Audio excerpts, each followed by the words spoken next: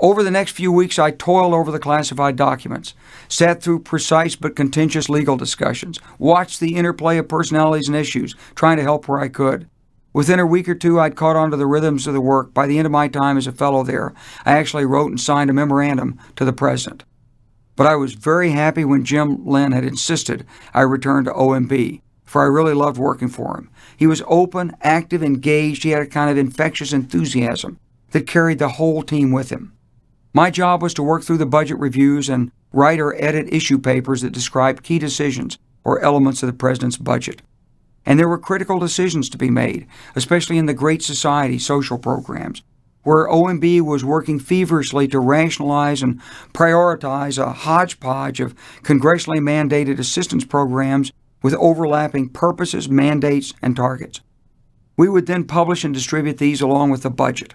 Afterwards, I continued to work several of the issues and ended up accompanying Jim and Don Ogilvy on a diplomatic trip, the purpose of which was an examination of U.S. foreign assistance requirements in Israel, Jordan, Syria, and Egypt.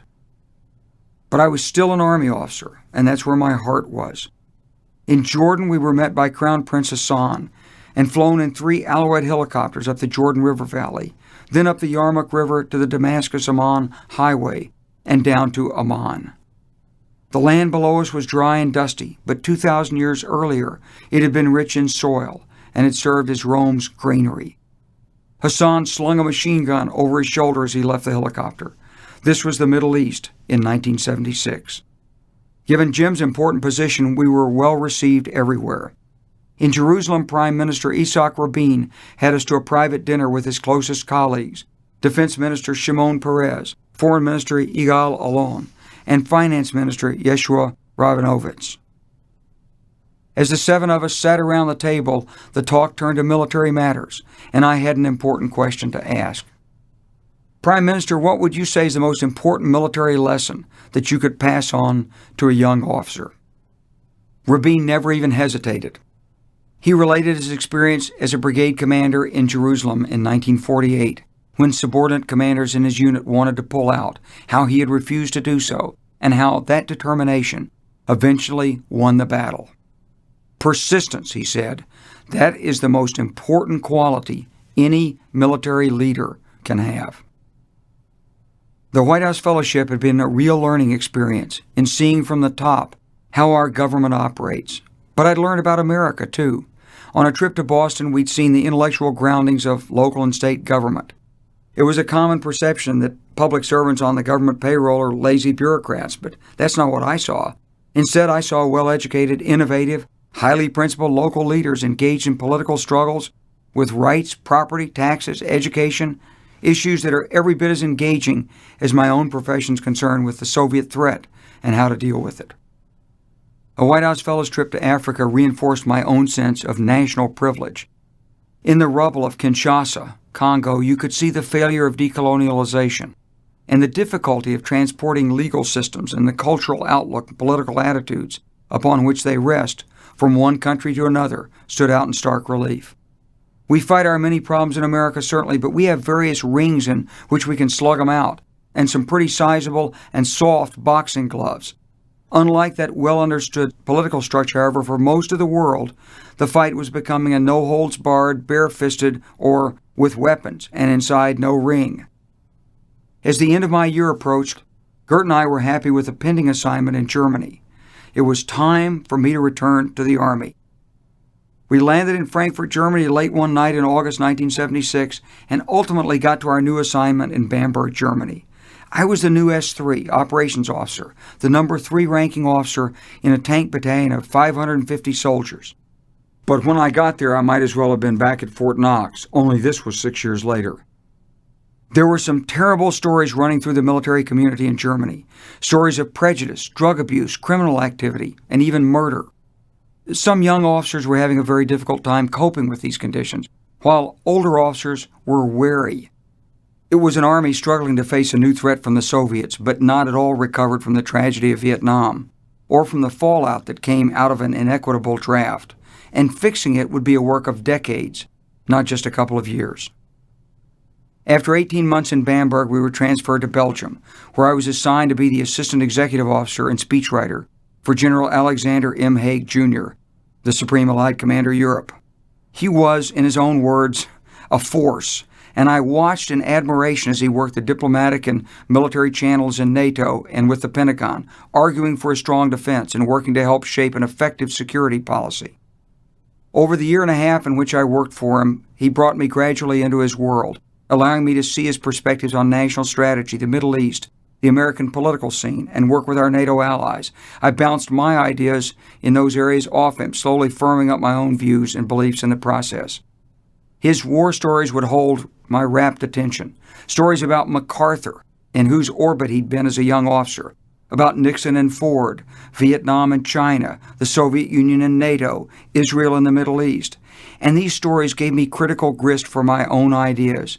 Indeed, many years later, I found myself reflecting on what I'd learned from him, that commanders must have authority and should demand it in time of war, that presidents must have the courage to educate and even occasionally buck popular opinion, and that the U.S. must live up to its obligations, especially to allies in wartime, that the U.S. must support its friends and allies but also consult and listen, particularly in Europe and in the Middle East, and that public quarrels and name-calling with actual or potential adversaries are to be avoided as much as possible. I was growing personally, too. I looked in the mirror on the morning of February 19th, 1979, and reflected again on my near death in Vietnam. I finally admitted to myself my own sense of failure for having been shot, and also for not even having seen, let alone killed, the man who shot me. It was as though I could finally exhale the suppressed and frightening anger. I let it go. It had been 9 years of teaching, study, reflection, and hard work at Army posts in the United States and Europe, and within the executive branch in Washington, D.C. All this was partly a reflection of a military institution increasingly integrated with civilian policy. The old distinction between war, peace, had broken down in practice, for the United States was under continual threat, and the responses to that threat had to draw upon military expertise and close military participation in the formulation of policy, whether in the intelligence community or in the great questions of national strategy. This required military officers who not only thought about their profession, but also understood its role within the broader array of U.S. aims and means. Today, the Army struggles to maintain its competence and character in the midst of a drawn-out war. And if anything, the military is more closely bound with civilian policy than ever before, when threats to the homeland and the so-called long war against the terrorists are considered. This kind of war doesn't require just generals and colonels who will follow orders. The opposite's the case, for without their active participation in the process, the orders are likely to be ineffective, or worse. We can't have an army of yes men who shy away from the nuances of policy discussions on matters such as U.S. law or America's image abroad. And always there's another army, an army of those who have served but serve in uniform no longer, our veterans. We released them by the hundreds of thousands after their service in the late 60s and early 70s, many wounded and emotionally scarred by that war. And we chopped away at the officer corps, too, screening officers and then releasing large numbers involuntarily. Some reverted to the non-commissioned officer ranks to maintain their pensions, while others sought duty with the National Guard or reserve forces. But it was altogether a painful process for everyone. Service was regularly disrespected. Real medical needs were sometimes ignored, and long-term damage was often done to veterans and their families. The active duty Army usually doesn't know them, as the disabled, sick, or emotionally infirm are just washed out or just disappear from sight. We're all healthy or recovering, and it was the rare case that a permanently handicapped officer, like my good friend and West Point classmate Bill Renickle, who'd lost his arm below the elbow but with a steel hook played baseball, golf, and passed physical fitness tests, could remain on active duty. Years later, I'd see those others whom the Army had discarded, often hanging around street corners in their worn Vietnam uniforms, often unemployed, too often homeless, no longer remembered by the Army as an institution. A new generation is once again discovering all this, and we must address the full needs of our veterans and their families. Combat experiences can cripple as well as kill, emotionally as well as physically. Painful newspaper exposés have already revealed the tragic neglect of wounded soldiers struggling for long-term treatment at Walter Reed Army Hospital. But the problem's not that limited. Veterans care, especially mental health needs, have been woefully underfunded, and extraordinary efforts will have to be made to provide for our veterans coming home from Iraq and Afghanistan. Today, our Army is made up entirely of volunteers, and we work hard to maintain its cohesion. So far, despite the stresses of repetitive tours in Iraq and Afghanistan, the Army's held together remarkably well. But there are worrisome signs with recruiting and retention, and protection of the volunteer force remains a critical concern.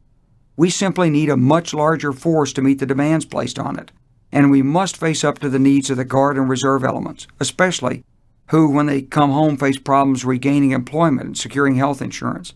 These men and women are fighting for us, and if we don't take care of them, we'll lose them, defeated not on the battlefield, but by the politicians at home. Our nation needs a renewed debate on our military requirements and how to meet them. For we'll need a new national consensus after the Iraq War. We'll need to reach out to old allies and to reach out to old adversaries as well. Willpower is needed, as well as time to heal the wounds our nation's now suffering. But with the right approach to these issues, the United States may emerge stronger and even more respected than before. 7. Building a Force, 1980-1982. The bright winter sun of February 1980 danced off Cheyenne Mountain in the distance as the troops stood in formation that cold morning, waiting expectantly. These were the men of the 1st Battalion, 77th Armor, 550 soldiers, organized into a powerful fighting force. The battalion comprised 5 subordinate headquarters, a headquarters company, 3 tank companies, and a combat support company, with the latter made up of scout, mortar, and anti-aircraft platoons. These men had all enlisted as volunteers, drawn to the Army from across the country. They had a wide variety of personal backgrounds, and more than half of them were married. As I approached them, they were relaxed and in the at-ease position, feet spread shoulder-width apart, hands clasped behind their backs. This was my new command, a tank battalion. You were given command of a battalion only once, and with that command came all the responsibilities for mission accomplishment and for the welfare of the troops and their families. That meant, in a more immediate and day-to-day sense, that I'd be responsible for the soldiers, as well as for their equipment, their barracks, their budget, their reenlistment, their training, and even their off-duty conduct, and any problems they might have with their families. If they had a car accident, I was responsible. If they lost a weapon, I was responsible. If they got in a fight in a bar downtown, I was responsible. I'd been placed in command the day before, on February 11th, 1980, and it was time for me to speak to the troops. This would be an important moment, and a tough moment for all of us.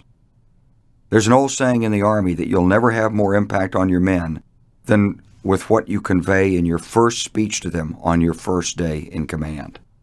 These men had doubtless heard other battalion commanders before me, and I'd never given such a speech, but the organizational impact of my taking command could be most important. I knew the men in this battalion had worked hard over the last few months, but according to the Army's measurable standards, they'd not succeeded. The previous battalion commander and his wife had been well liked, but the men felt frustrated by their repeated failures. The pervasive attitude that swept through them was that of losers, and their morale was in the dumps. Whatever else I might do, this had to be turned around. In my first speech, I wanted to be brief, straight, and inspirational. Men, I'm proud to be with you. This unit has a great combat history, from World War II, from Korea, from Vietnam, and now from here at Fort Carson, Colorado. And I want you to know that I fought in Vietnam, I've served in Germany, and now I'm here with you at Fort Carson. And I'm proud to be here with you. Together we'll make a great team. You can count on me to give clear instructions, firm orders, and to do the best I can to get the job done, as well as to take care of each of you. But I will also expect a lot from you. The next day, a young soldier I'd never met sent me a letter that read, "You're inspiring us like some kind of Clint Eastwood, and we won't let you down." I'd been put in command early because this particular unit was in real trouble. They simply weren't making the grade and taking care of their equipment. In a tank battalion, taking good care of your equipment, which especially means your vehicles, is the basis for everything else. The situation was much the same as that which back in the 19th century would have faced the commander of any cavalry unit. In order to effectively perform his mission, he had first of all to make sure that his men took good care of their horses. Tank battalions, of course, are organized around the use of tanks. In the 1st of the 77th, the tanks were M60A1s, 60-ton monsters armed with a 105mm main gun and 2 machine guns and moving around on 2 tracks. And they were just as lethal as they looked, as my platoon sergeant had told me when I was training in Germany as a cadet. Tanks are killers, and they don't care who they kill. They could kill by design, but they could also kill by accident. The battalion's wartime mission would be to attack or defend against the Soviets if they crossed the border into Germany. And we had to be trained and ready for that. And the fundamental task in our preparation, of course, was keeping the battalion's 54 tanks operational. Part of the problem was that this particular battalion had been pushed really hard over the previous year. They'd spent a lot of time in the field running the tanks in maneuvers, and the tanks were already old to start with. And in an effort to save on unnecessary wear and tear, the battalion had been testing the concept of leaving some of the tanks in a kind of ready-to-use storage and then having the crews share the remaining equipment. But that hadn't been all, for there was also required tank gunnery training, individual soldier training and testing, and comprehensive command inspections. Under this regime, the officers and men of 177 Armor were being driven at what was simply an unsustainable pace. Just like a horse that's been ridden too hard for too long, the battalion had broken down. Morale in the pits, a mood of angry resignation, had set in. One of the more glaring results of this unit funk was that the troops and their leaders had failed to adequately repair and service their equipment. Engines were leaking oil, steel was beginning to show through the wear spots in the rubber bushings on the steel tracks, and the drive sprockets that transferred power from the 750 horsepower diesel engine to the tracks were simply worn out. Gun tubes were just plain overcooked, and some were even loose in their mountings. And those were just some of the more glaring problems with the tracked vehicles. But the battalion's 300 wheel vehicles fared no better. Truck drive shafts were worn out, bolts were sheared off, the protective rubber boots on axles were torn. There was snow on the ground, and the outdoor motor pools, where most of the work on the vehicles had to be performed, were bitterly cold. It was obvious that little was getting done, and when the division's annual inspection team came down to spend a full week inspecting the equipment and the procedures of the battalion, the results were predictable. They'd badly flunked. Late in the afternoon on the day I took command, I had walked to the motor pool where the tanks were parked. More than half of them had their back decks off, and the engines and transmissions had been removed for repairs. Oil was still seeping from some of these massive hulks, and the canvas tarps that were supposed to protect them were too often either missing or badly torn. Snow and ice covered some of the tanks, and here and there tools were just lying on the ground and rusting in the snow. This was now my problem. "You've got 6 weeks to get the equipment in shape and pass a re-inspection," my boss had told me. "I'll get them to leave you alone until then." I knew he wasn't happy because the battalion's poor condition reflected on him, too. This was the real post-Vietnam volunteer army. We were all learning together, generals, colonels, captains, sergeants, experimenting with new tactics, bringing in new equipment, trying to develop more cost-effective ways of training. And to keep our ranks filled, we were also trying to recruit the best possible volunteers and to encourage those who served with us to stay on and re-enlist. The Army had hired an advertising firm which had come up with a catchy slogan, "The Army wants to join you." But that didn't seem to work too well, so they replaced it with another, "Be all you can be." During those first few days, I talked to each of the 5 company commanders separately. I first heard their assessments, and then I enlisted their support. And at the time, they all seemed to be earnest and determined, but somehow they just hadn't gotten the job done.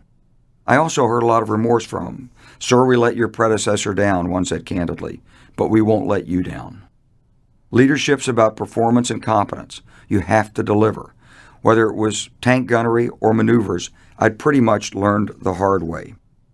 As a battalion operations officer in Germany, I served in a troubled unit, plagued by personnel turnover, lack of strong operational procedures, and a staggering workload.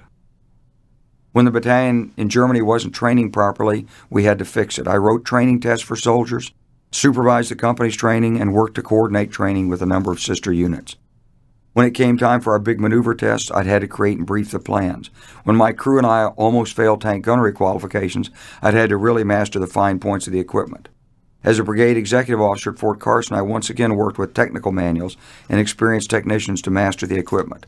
This was going to be my 4th successive job out of the last 5, where I'd be replacing someone who hadn't gotten the job done. To be effective, you have to organize, you have to study, and you particularly have to master details. You must push your team hard and motivate them to attain high standards, and you don't get style points. It really wasn't about posturing or about who could best relate to the boss. Successful leadership in the Army, I believed, was measured purely on unit performance.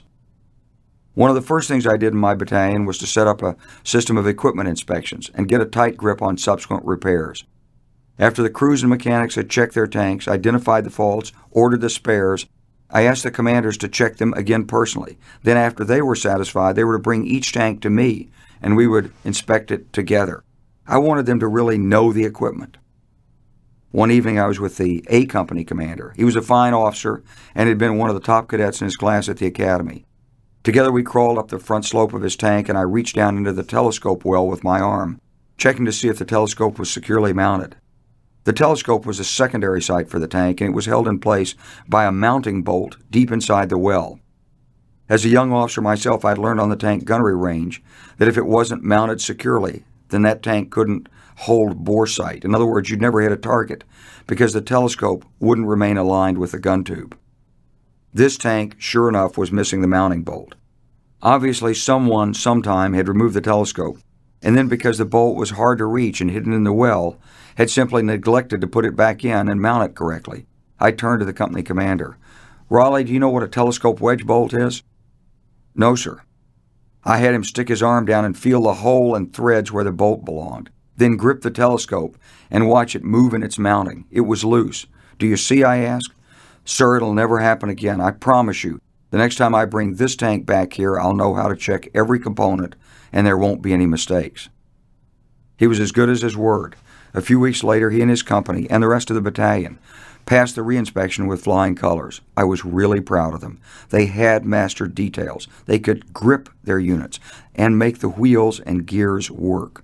We began to call it command grip, the skill and insight required to know how things worked in detail and just how to make them function. A few days later, the officers and I were sitting in the officers' club with our wives for the Friday night happy hour. It was an Army tradition. After a hard week, the wives joined the husbands for an hour or two at the club. I found it essential for morale and team building to bring the wives into the circle and to try to break the performance pressure on their husbands. People could unwind a little, they could joke, tell stories about the week and each other, and if you did it right, the officers and their wives left feeling appreciated and respected as part of the team. But it was also a time for looking ahead a bit. As we sat around the table, I brought up the subject of Iron Horse Week. The division and its support organizations, all 26,000 troops, would set aside 1 week in May each year for sports and military skills competitions. Battalions had to field football, basketball, softball, track, marathon, swimming, tennis, and golf teams. There was competition in marksmanship, marching for the best squad, best tank crew, best scout, best mortar crew, and there were combatives like tug of war, horse and rider fights, wheelbarrow races. Iron Horse Week was designed to draw in every soldier in the division, even those who weren't particularly athletic. The idea was to emphasize excellence, break the hard daily routine, and raise morale. Medals were presented at a daily awards ceremony, special big round discs that hung from ribbons and were worn around the necks of those who had won them for the rest of the week. Battalions could also win a trophy, and as I was told, it was the ultimate Fort Carson measure for bragging rights. For the last couple of years, Iron Horse Week had been won by an infantry battalion. Infantry battalions were larger, averaging about 750 troops, and maybe a little rougher than tank battalions. At least that's what they thought. If you wanted to bring a unit up to its best, you had to set a high mark on the wall, and we certainly couldn't rest for long on the success of that maintenance reinspection. So, we should think about Iron Horse Week, I said, over the pitchers of beer on the red gingham tablecloth. Most of the commanders had been through it before. I hadn't. "Well, what was it like?" I pressed. "What do you think we need to do in order to make a good showing?" They began to talk and share ideas, and as they did so, enthusiasm mounted, and people began to commit themselves emotionally. The B Company commander, who would soon be reassigned and leave Fort Carson, had been one of my students at West Point. He looked at me hard. "You're going to do it, aren't you, sir? You're going to help us win Iron Horse Week." Now, this from the guys who'd been in what was widely considered one of the worst battalions in the division. And now, They were talking about making a mark high on the wall of Iron Horse Week. No, I said, I'm not going to do anything. Rather, it's what we're going to do. We, it's all of us. They absorbed it. They were a little louder and more confident. They'd finally begun to believe in themselves, and you could feel their energy level rise. Bill Frederick, the operations officer, drafted a detailed plan assigning specific responsibilities for each event to one company or another. Battalion-wide tryouts would be held for some of the teams, and time would be set aside for preparation and organization. One day, Staff Sergeant Carmona, a tank commander from A Company, came into my office holding a yellow T-shirt with the battalion's motto, Blackhawks, emblazoned across the front. These were the first distinctive unit T-shirts anyone had ever seen at Fort Carson. Carmona was a free spirit, and he'd spent his own money to have a bunch of shirts printed up. We were picking up momentum. By Iron Horse Week, we were ready. Soldiers knew their assignments. They had their T-shirts. Commanders had organized their teams, practiced, and when they were among the top athletes, were participating themselves. At Battalion, we were tracking the multiple simultaneous events, backing up the company's efforts, providing water and transportation to move troops from one effort to another. I picked up responsibility for the swimming team. At the first evening awards ceremony, we started picking up medals. Our troops' loud cheering was punctuated by company guidons jabbing toward the ceiling of the big tent. And by Wednesday night's ceremony, we were actually winning, earning more medals than any of the other 25 battalions. The big boss, 4-star General Bob Shoemaker from Atlanta, was there to present awards and to see the spirit. It was the big night, and 177 Armor walked out having shown their winning spirit. Best of all, our troops felt like winners. They'd earned that feeling because they were winners. You could feel the energy among the troops. By Thursday night, the superior numbers of the infantry battalion began to tell. They just had more athletes. Ultimately, we finished second in points, but having begun as maybe the worst battalion on post in January, we definitely turned things around. At the Officers Club that Friday night, a couple of the new battalion commanders, preparing to take command of their battalions, cornered me in the bar. "Wes, we saw what you did," they said. "We can do it too, and we'll smoke your ass next year." But this was one of the problems. If the environment is too competitive, then cooperation suffered. I'd seen this mistake too often in Army units. What might look to senior officers like a little friendly rivalry might actually be a bitter, destructive, competitive struggle that could really drive units apart. The key was to set high standards for performance and then build teamwork to meet those standards, not to set units against each other in win-lose competition. I resolved to avoid those kinds of head-to-head competitions in my units, if at all possible. Over the next 2 years, the battalion went on to success after success in the competitive peacetime environment of Fort Carson in the 4th Infantry Division. Tank gunnery, maneuver training and evaluation, no-notice readiness test, maintenance inspections, deployment to Germany, re-enlistment competitions, we excelled in all of them. We became a consensus pick as one of the top 3 battalions on post, and we actually won Iron Horse Week each of the 2 following years, which meant we beat all the much larger infantry battalions in the competition. Troops, like all Americans, like to compete and win, and good leaders find ways to help their men become winners. It was a lesson drilled into us again and again from our first days at West Point. But the best leaders understand that you have to make all the troops winners. It's no good to have just one great unit or one great leader. Turning a unit around is much like a business turnaround. It's a matter of changing people's images of themselves while building strong foundations for performance and then putting in enormous effort to actually assure the performance. First, we established clear tasks and priorities. There were positive priorities like qualify all crews in tank gunnery, and there were negative priorities such as lose no weapons and reduce the number of AWOLs by 50%. So you have to prioritize, and we did. And what was lower priority, we sometimes didn't do as well. But I learned that some events and occurrences are so damaging they must be avoided, and positive effort must be expended to prevent those bad things from happening. You can't just hope for the best. So these became our negative priorities, things we didn't want to happen. We briefed everyone on our tasks. They were simple, direct, and measurable, and we measured ourselves at every opportunity. It wasn't always pleasant to see yourself marked on every action, but it did promote command grip. We pressed the tasks downward to soldiers, tank crews, and mechanics, so everyone knew what they had to accomplish or avoid every day. Second, we established strong, regular personal communications. Once a week, I had a lunchtime meeting with the company commanders, and each morning they met with their platoon leaders and first sergeants to discuss the work that day, the following day, and the people available.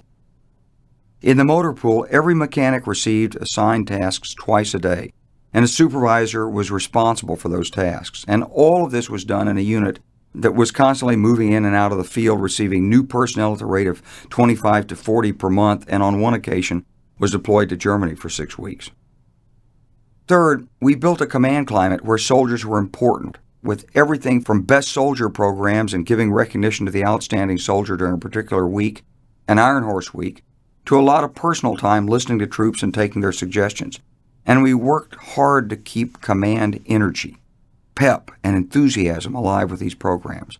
I also learned a lot from listening to soldiers and tried never to repeat old practices that had failed unless I could understand and explain why this time would be different.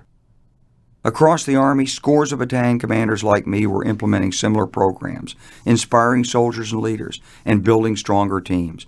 You could feel a rising level of confidence in the phone conversations and flow of letters, and in the rising quality of the new soldiers coming in and steadily improving rates of reenlistment. Today in my business activities, I see many CEOs tackling the same issues as they build new companies or resurrect those that have fallen on hard times. It always starts with a clear vision, well-defined priorities, and good communications both ways. And you have to keep a sense of humor and never allow yourself to get arrogant. It sounds simple, but believe me, it isn't easy. One Sunday morning, I'd come into battalion headquarters to catch up on paperwork. There was no one around but the staff duty NCO, and I'd come in wearing my civvies, khaki pants, and a golf shirt. One young soldier was pushing a broom in the hallway, his punishment for having started a fight with another soldier. And after a few hours I left, but came back later to check for messages.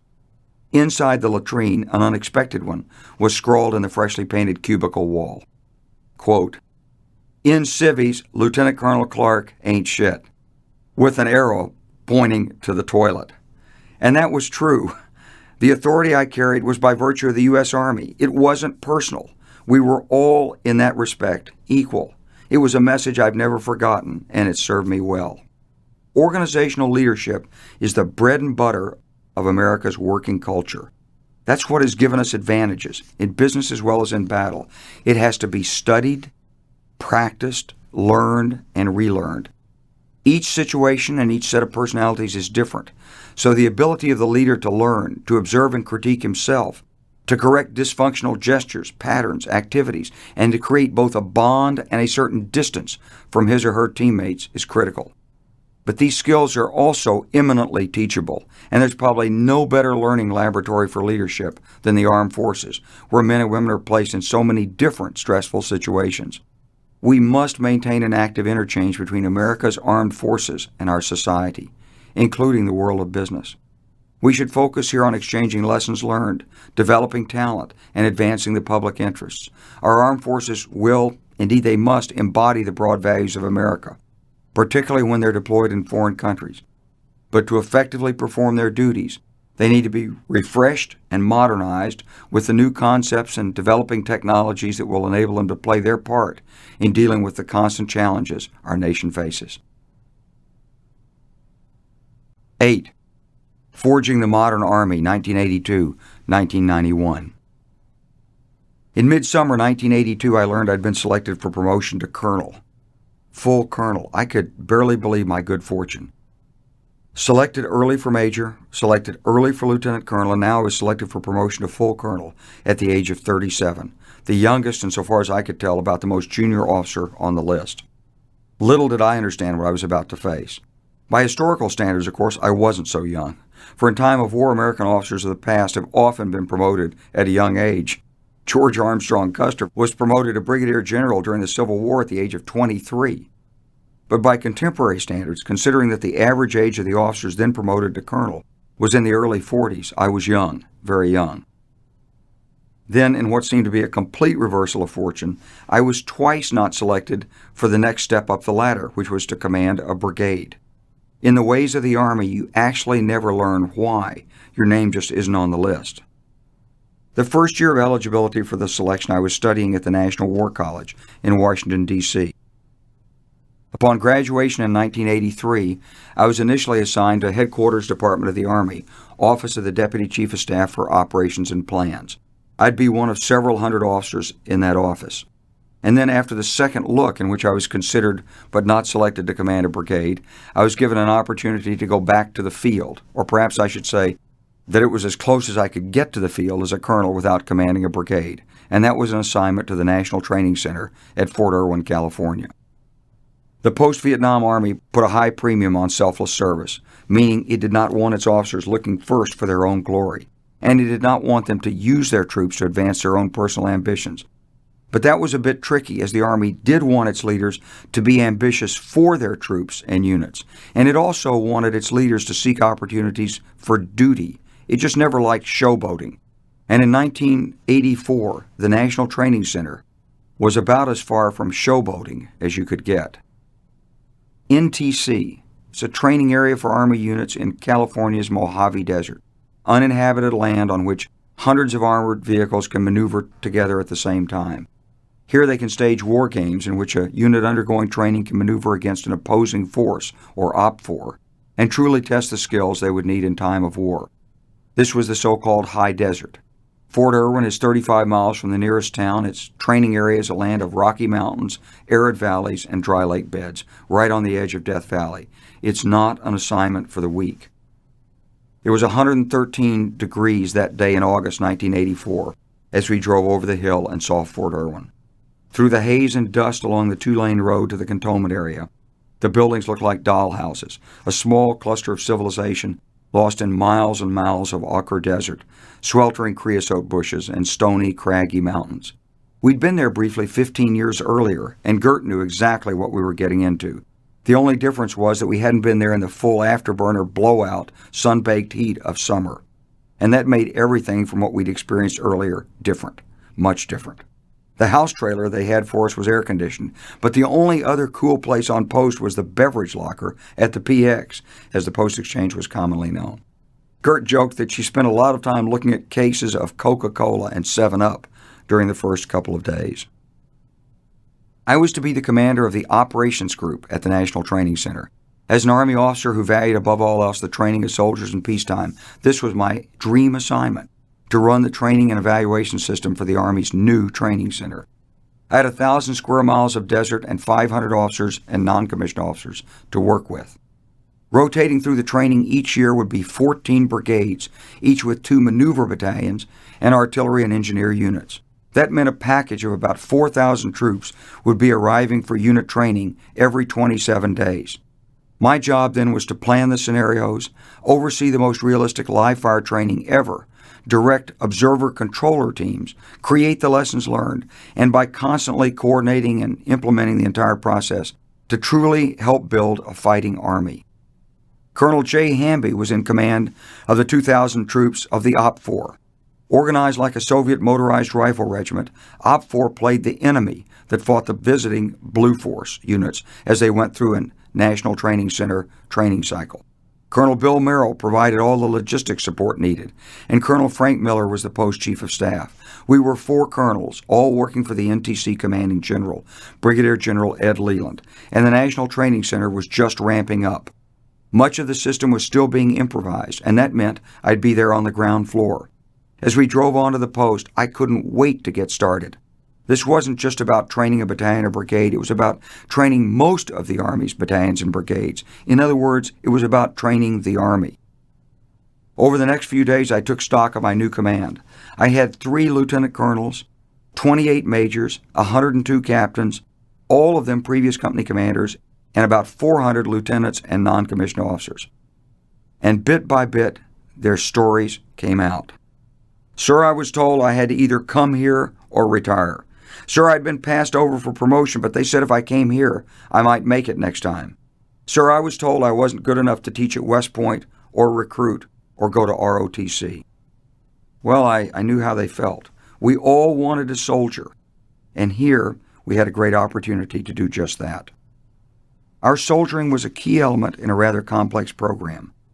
In most operations at Fort Irwin, units undergoing training used blank ammunition, smoke and noise, but no projectile, lasers, and various other high-tech devices to measure their effectiveness while firing and maneuvering against the OPFOR under Colonel J. Hamby. But a key test of a unit's effectiveness came in live fire exercises, when the unit being trained used real ammunition while firing and maneuvering against remotely controlled enemy targets or positions, with no human beings allowed in or near the target area. Large groups of men storming through the desert in massive armored vehicles, of course, are inherently dangerous, even without weapons being fired. And with literally tens of thousands of soldiers cycling through training at Fort Irwin during any given year, injuries did occur. Over the next few months, under the guidance of Brigadier General Ed Leland, we trained units at a punishing pace, constantly innovating with new wrinkles on the scenarios, new measures of evaluation, greater reliance on high technology scoring, more realism in the artillery and air engagements. And it was both difficult and inherently dangerous work. We had hundreds of heavy vehicles and thousands of exhausted soldiers engaged in challenging operations. Operations were continuous, running for 24 hours per day with men driving over rough terrain at night under blackout conditions, all conducted at a very demanding tempo. Our intention was to stress the organizations to the breaking point, identify the risks they were running, and strengthen them at their weakest points. On the first rotation in early October, an armored personnel carrier from a unit in Georgia ran off an embankment and rolled over in a ditch in the early morning darkness. But when that happened, a spare machine gun barrel that was loose inside the vehicle struck a young soldier in the head, and he was killed. He was the battalion commander's son.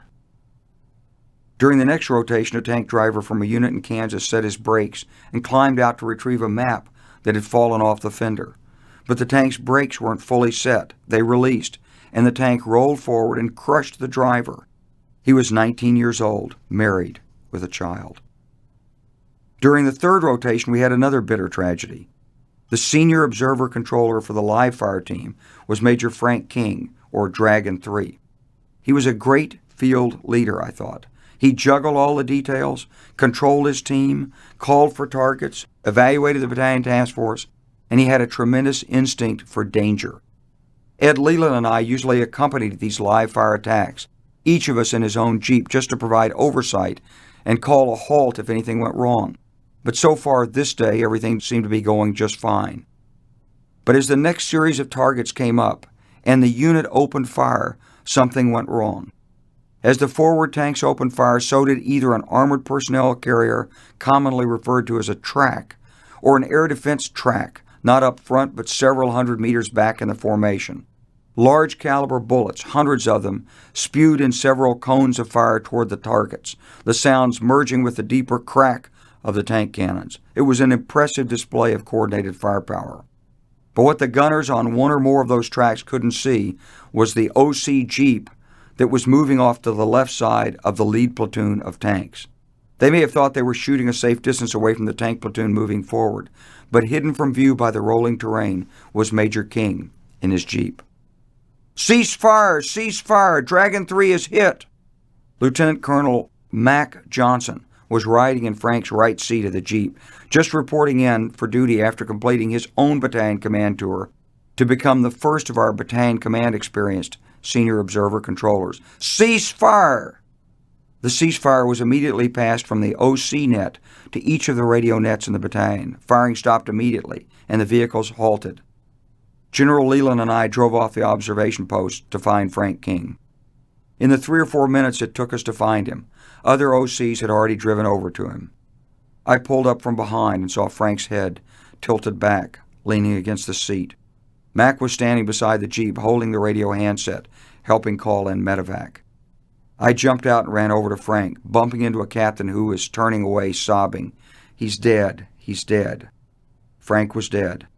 His head slumped back, eyes closed, a hole the size of a fist in his throat, where the big bullet had blown through, raw red. His field jacket drenched in his lifeblood, his skin already a pasty whitish green. A medic stood beside him, helpless. Frank had been killed instantly. It was a bone-chilling raw cold that morning on the high plateau, the sun showing weakly through the thin high clouds, and it was deathly still. There was now no sound but the distant thump, thump, thump of the medevac chopper flying in. I looked at Ed Leland. He was swallowing hard. His hands seemed very pale as he radioed in a report that would go to the Forces Command commander in Atlanta. We both knew we were responsible. Frank King had been in charge, but I was Frank King's boss, and Leland was mine. We both had approved the training, and we'd watched it proceed just as we had many times before. And there were many safety measures built in, and anyone could have called a ceasefire had they seen the danger.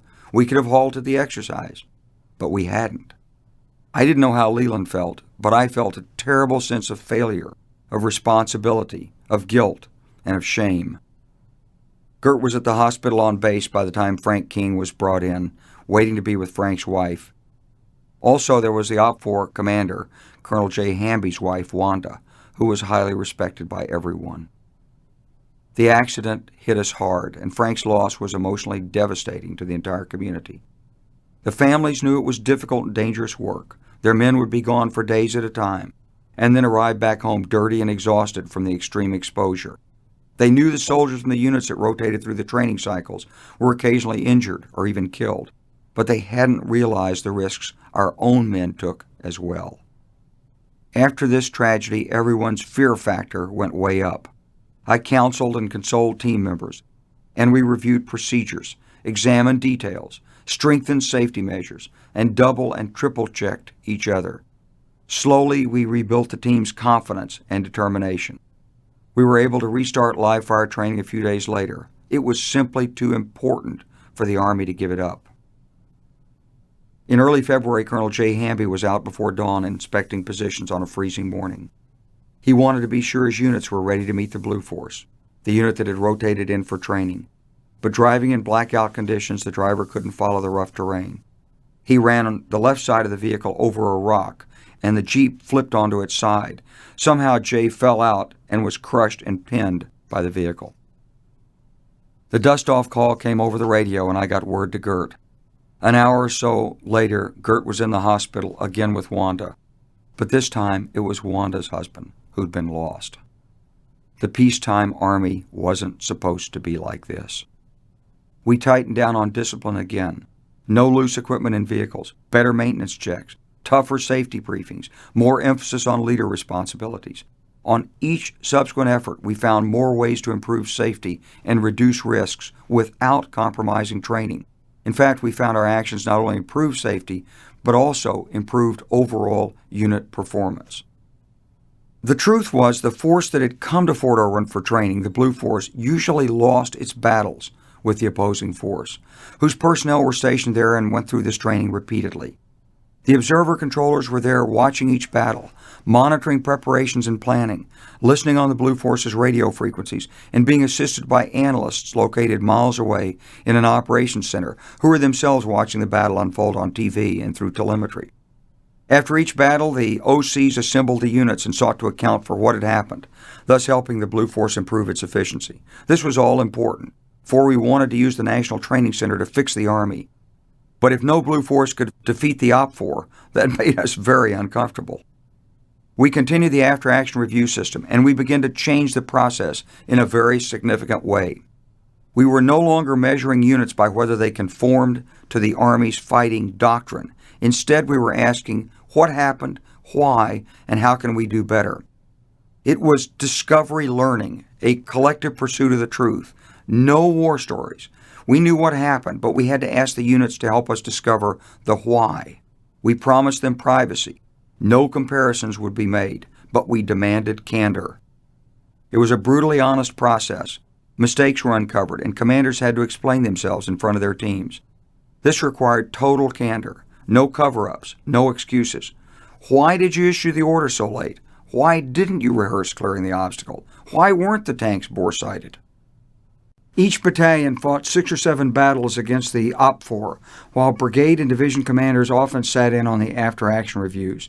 They carried the lessons home at all levels, and bit by bit, the Army changed. There were still a few senior officers who wanted to fire people when a mistake was uncovered. Although one by one, they too began to recognize that we were creating a learning organization. We were making improvements and creating a very open atmosphere, but after several months, Ed Leland and I could no longer suppress a troubling question. If every one of the mistakes regularly made by the visiting Blue Force was avoided, would they then win the battle? There were an almost infinite number of mistakes a Blue Force could make, but even though the OPFOR also occasionally made mistakes themselves, they still won.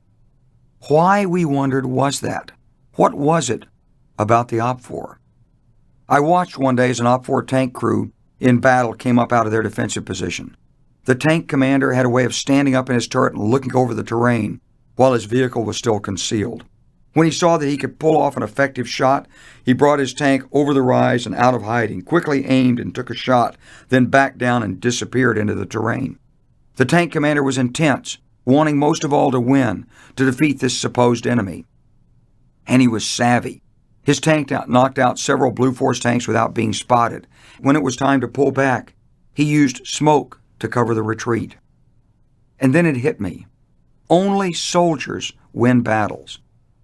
The top leaders can lose by making mistakes, but the winning is done by the troops, by their skill, cunning, discipline, intuition, and motivation. It was obvious.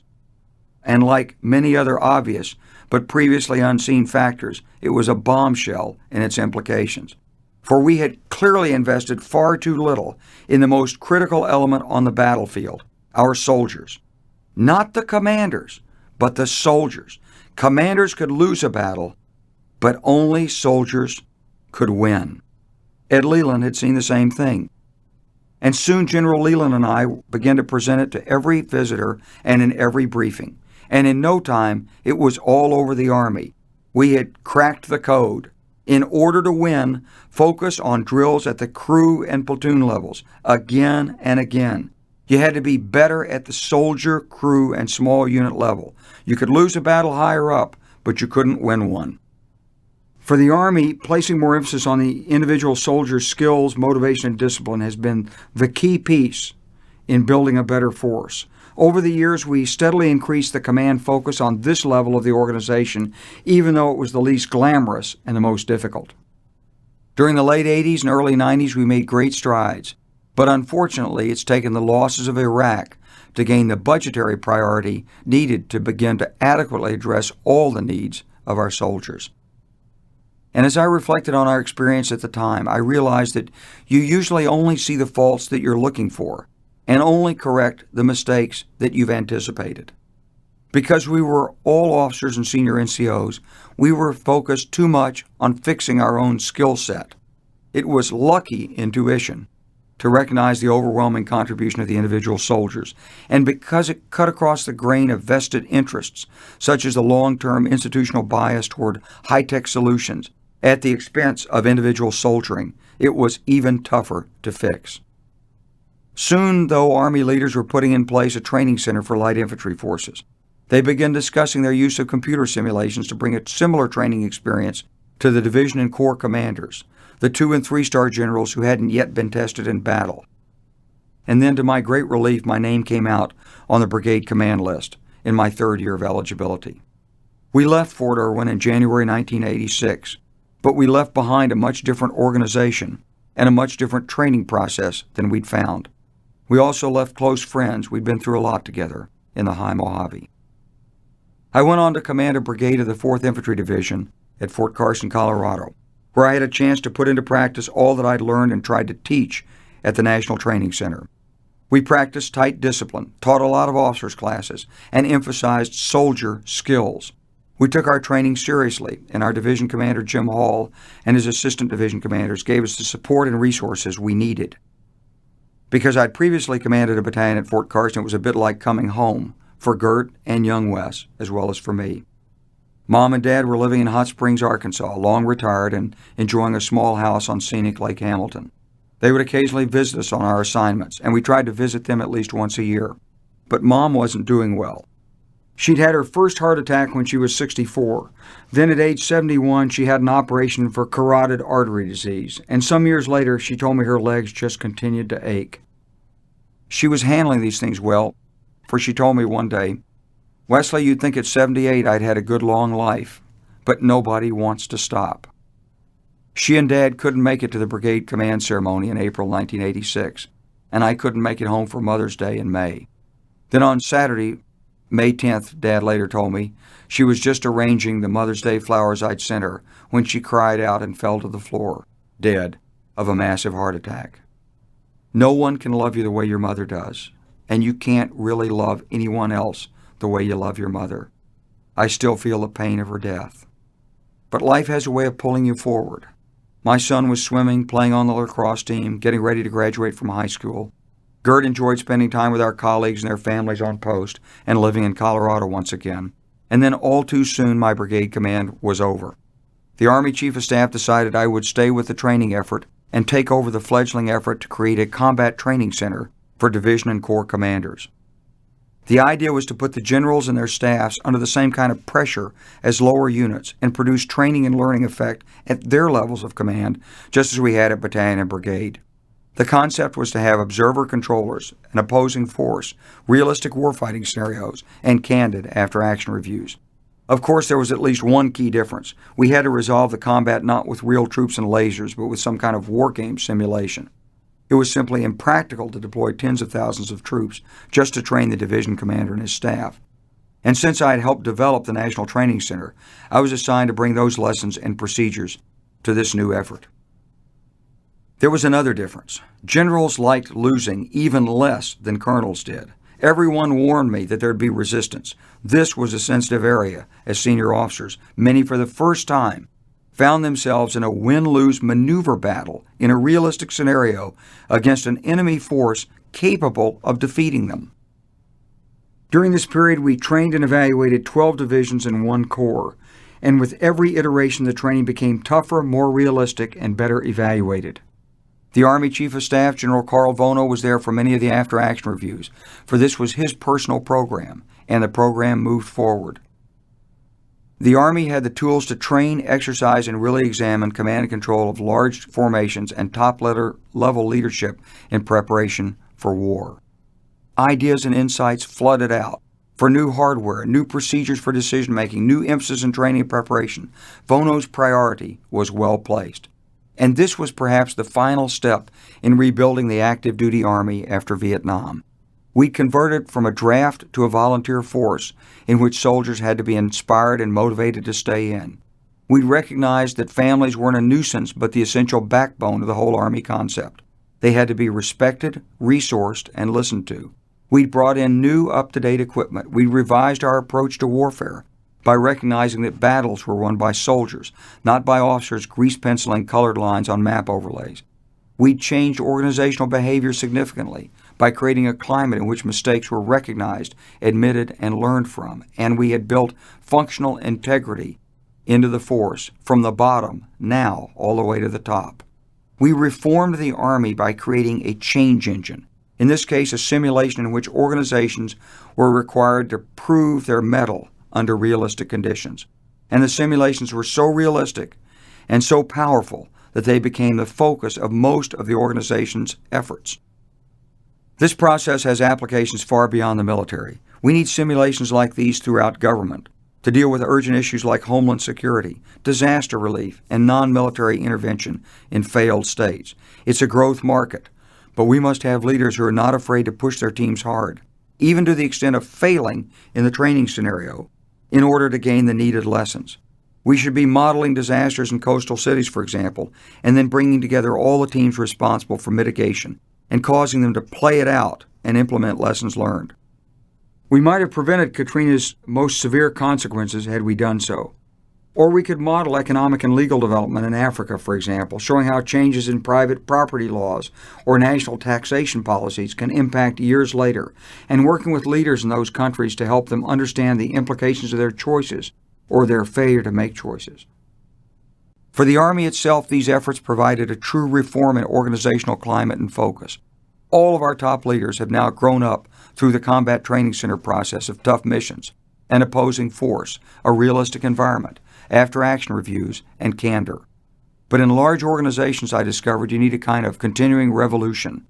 You have to keep re-examining and reinventing, because the excellence is usually not just in the process, but in the thought that goes into the processes. You don't win by simply following rules. You win by understanding and continually sharpening the processes. As for the Clarks, in the 5 years since we'd left the high-level work in Washington, we'd moved 3 times and been at the very center of the efforts to transform the Army. For me, it had been incredibly satisfying. Gert and Wes had put up with dislocations and upheaval, and Wes had won an ROTC scholarship to Georgetown University. In September 1989, General Vono invited us into his office in the Pentagon, where he and Gert pinned on my first star as a brigadier general. We were moving back to Fort Irwin to command the National Training Center, which was, we believed, the best brigadier's job in the Army. We arrived in October 1989 in the middle of the training cycle. "Sir, you and Mrs. Clark are due at the Officers Club in a half hour. You're hosting General Sir Peter Inge and Lady Inge and then taking him out to the battle tomorrow morning." Well, at least things hadn't slowed down at National Training Center. When we arrived at Fort Irwin, much had changed in the almost 4 years since I left. Many of the most promising officers in the Army were now requesting assignment to the National Training Center in order to truly learn their chosen profession. The rotation schedule had stabilized at 12 brigades per year, which was a little more bearable pace, and lessons learned from the NTC were prominent topics of discussion across the Army. But for us, everything just looked brand new and of the highest quality. Hundreds of millions of dollars were being spent on new barracks, motor pools, headquarters buildings, an operations center, and fortunately, on amenities for families, new family housing, new schools, a new convenience center, and shopping facilities. Fort Irwin was now a showcase for the Army. It was on every prominent military visitor's itinerary, and we had a full-time staff organized to host them all properly. For me, it meant a welcome command, unusual at the one-star level, plus the chance to continue to push realistic operations, leadership development, and lessons learned, and to allow the lessons we learned to alter doctrine. But the biggest change would be that I'd now have responsibility for the entire community. 10,000 people, homes, stores, utilities, schools, the hospital, operating budgets of over $300 million, and 1,000 square miles of Mojave Desert. Now I'd have the opportunity to take care of soldiers and families the way I'd always believed it should be done. I began by hosting an off-site convocation just a few days after assuming command. We pulled all the senior leaders together at a conference center in a hotel in the Victor Valley area, where we discussed our priorities and started building the community teamwork we'd need. As I stood in line going in for registration, I already knew most of the officers and their wives, but one woman behind me I couldn't place. I introduced myself, then asked, "What do you do here?" Well, she introduced herself, and then she asked, "And what do you do?" A couple of people standing nearby chuckled at her expense. After all, I'd had the assumption of command ceremony. My picture had appeared in several newspapers, including the Post newspaper, and it had been all over the community for the last few days. But I got the message. Most of us are a lot less important than we think we are. Even when you're the commanding general and everyone's taking your picture and yes-sirring you, you have to understand that most people wouldn't recognize you and don't think much about you. She helped me keep my new command in perspective. Gert had always been active in the wives' clubs and spouses groups wherever we'd been stationed. She collected ideas, sensed problems, and helped me think about better ways to take care of the troops and their families. And she was strong and outspoken. So was I. We had to be. There's a backstory here. On the first day of school in September 1976, when I was with the 1st Armored Division in Germany, I happened to be at home in the German village of Gundelsheim when the Army school bus pulled up in front of the house to let Wes off after his first day of classes. As Gert and I watched from the window, the bus door opened, but no one emerged. A minute later, Wes bounced off the bottom step and landed on his behind in the street. His lunchbox was tossed out after him. Somewhat upset, I went out to pick him up and speak to the driver, but the bus was already roaring off down the street. I jumped in the car and pursued it for several miles before finally losing sight of it. As a result of this incident, we became the unofficial watchdogs of everything and anything associated with the American school. School bus monitors, after-school activities, playground supervision, Gert was always there. According to the school, Wes was too advanced for 1st grade because he'd been taught to count in kindergarten. They recommended advancing him immediately to the 2nd grade, where he would become the youngest and one of the smallest children. So we became curriculum experts because we worried about what our son was learning. When the division's top school specialist came to Bamberg to address the PTA, The local commanders knew they'd hear a lot of criticism. One of them even asked Gert not to say anything in the meeting. But that was a mistake. As Gert said, "Who does he think he is, asking us to be quiet so he can protect his career when our kids are in jeopardy?" She lowered the hammer on the local school and the command climate in the PTA meeting. And eventually, we got a new school principal in Bamberg. We also learned that a little after-duty socialization goes a long way in keeping units happy. In every assignment, we worked the Friday night happy hours, the monthly hail and farewells, the annual holiday parties. From the constant buzz of community dialogue, we took our tasking efforts. At every assignment, I was responsible for the on-post conduct and off-post welfare of the soldiers and families under my command or supervision. We visited apartments, had discussions with landlords and creditors, met with PX and commissary leaders, complained to the post engineers about the quality of on-post housing and the upkeep. At Fort Irwin, Gert had worked for the Red Cross, counseling young families about budgets, trying to help them deal with their overwhelming expenses on scanty Army salaries, and then helping them get loans to see them through. Over the years, we'd learned a lot about how communities were supposed to operate and what needed to be done to keep them on track. So one of the most important of our new directions at Fort Irwin was enhanced community involvement. We held town hall meetings, held in the community center with several hundred people attending, and broadcast over cable television to every home. This was my idea of democracy in the military. On the stage were each of the principal staff officers or leaders affecting the community, the engineer responsible for grounds and housing, the school principals, the PX and commissary managers, the commander of the hospital, and others, all prepared to present their programs and respond to concerns expressed by community residents. The first meeting began innocuously enough with the presentation of brief summaries of the latest projects and priorities. Then the floor was open for questions. "General Clark, what are you going to do to reduce the waiting time at Burger King?" I gave that one to the PX manager. But then there was more. "General Clark, why can't we plant flowers in our yards?" I turned to the engineer. "Engineer, what do you have to say about this? Who said they can't plant flowers in their yards?" The engineer deferred to his ground expert, who was seated in the audience. "General, we sent out a flyer to all residents of the new quarters explaining the drip irrigation system. It delivers just enough water for the shrubbery we planted. We've asked them not to plant flowers because we can't trust that they'll water those flowers, and then they could rob our shrubs of water." He meant well, but this was just the kind of bureaucratic paternalism I've been fighting against for 25 years. So it was about trust, was it? Well, that was easy. "Well, let's authorize everyone to plant flowers so long as they water them. And then when we're out checking neighborhoods, we'll watch the shrubs and the watering. You all please water your flowers." Applause rang loudly through the hall. And then this. "General, I brought my child into the emergency room a couple of weeks ago. He's 9 years old and was running a high fever, and we asked to see a doctor, and they made us wait outside, and we had to stand out on the loading dock in a 40-mile-an-hour wind for over 2 hours while we were waiting to be seen, and my boy got even sicker, and that's just not right." "Doctor," I turned to the hospital commander, "who would have done this? Surely we can do better." The hospital commander sat up straight, arching his back defensively. "Sir, I did that. That boy may have had a communicable disease, and there was no way I was going to risk infecting everyone else waiting in the emergency room. I'm not going to risk the health of my staff and other patients for something like this." It sounded pretty awful. "Ma'am," I picked up, "we'll fix this and do better next time. I'm real sorry about what happened, and if there's a way to prevent needing to do this, Doc and I will fix it." Doc and I had a long talk afterwards. But after a couple of sessions like this, communications opened up. People understood their opinions were respected, and everyone on the staff understood better that their job was to serve the community. It had taken me 25 years to gain the authority to bring people together as a community, and it was one of the most satisfying aspects of all my military service.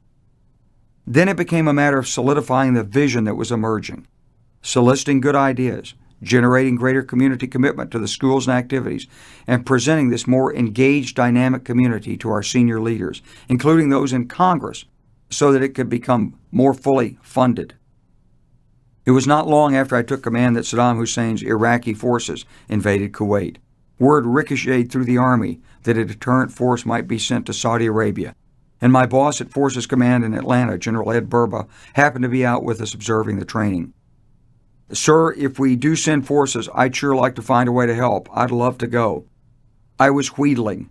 I felt a little bit embarrassed, but I'd spent my entire career preparing for something like this. I just wanted to be part of the team.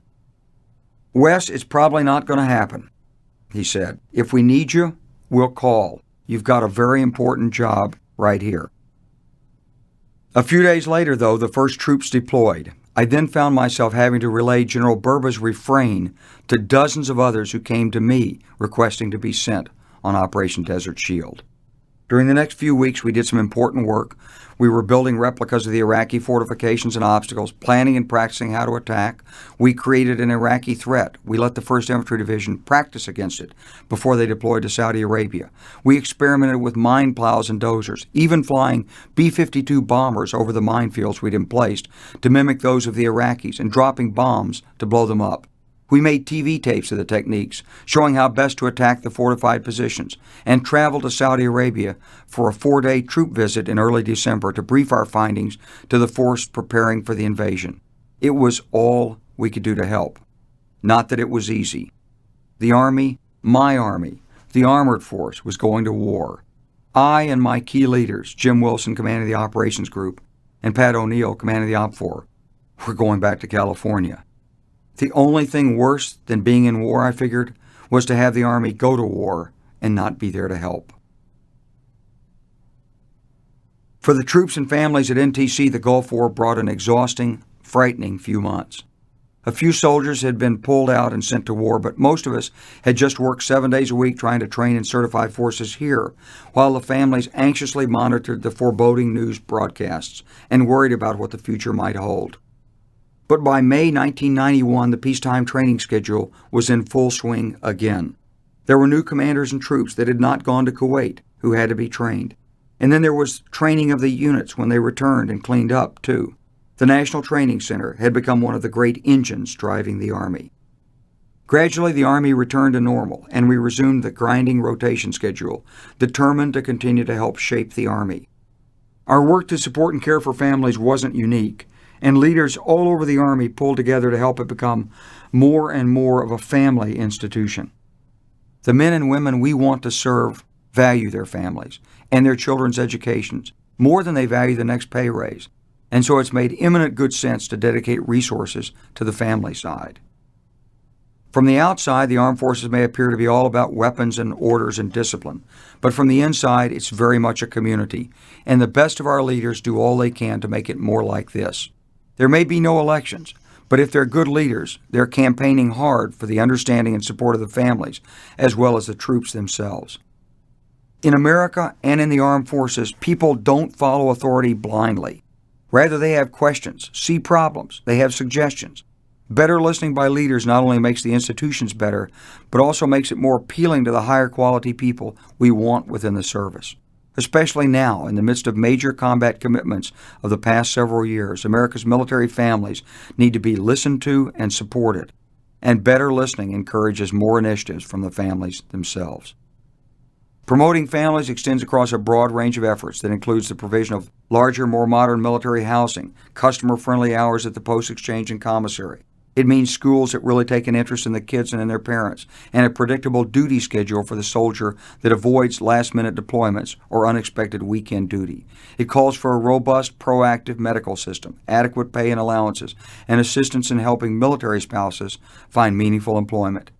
These are also the issues of modern America, of course, in cities and towns that dot the nation. But there are also some unique military requirements. For example, soldiers are often away from home, so their spouses must be given broader authority to act in the soldier's absence.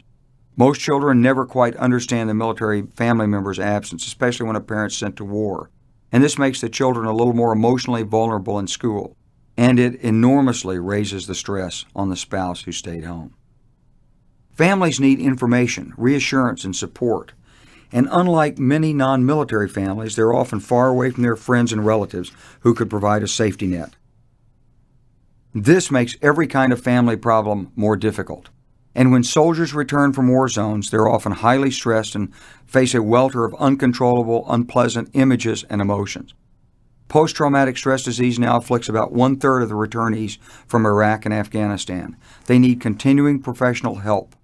Every soldier should be professionally evaluated for the disorder because soldiers often don't recognize it in themselves. But above all, soldiers and military families cry out for understanding by America. They are living in relative isolation, especially during times of war, yet they're serving and sacrificing for each of us. Another group that deserves special consideration is our National Guard and Reserve Forces. Just imagine giving up a weekend a month for years and 2 weeks every summer and then being called to active duty. Such service could mean immediately losing the means to support your family in the short term and then returning home and possibly discovering your old job is no longer there. To serve under those conditions requires genuine dedication. Today, it's clear that Guardsmen and reservists and their families should have the same access to medical and dental insurance as the active duty forces because we expect our reservists to be medically prepared for duty on short notice. To ease the financial burdens of service, we should further consider establishing programs to terminate military active duty pay gradually, over a year or more, as the forces transition back to the civilian sector. These family programs are essential elements of managing the armed forces. Another essential element is good preventive health care. The individual health of all active duty service members and their families is closely monitored, and any needed care is provided by skilled professionals. My family and I have benefited enormously from that program, and I don't mean just from emergency care we've occasionally received. Periodic examinations are routinely given, relevant diagnostics are performed, and as required, medical or dental steps are taken to treat injuries and cure or prevent illness. It's my belief that all Americans should be that fortunate and have available to them a program of annual checkups with medication provided and exercises prescribed that are designed to keep us healthy and energetic throughout our lives. We have the capabilities to provide such care to every American, and we should.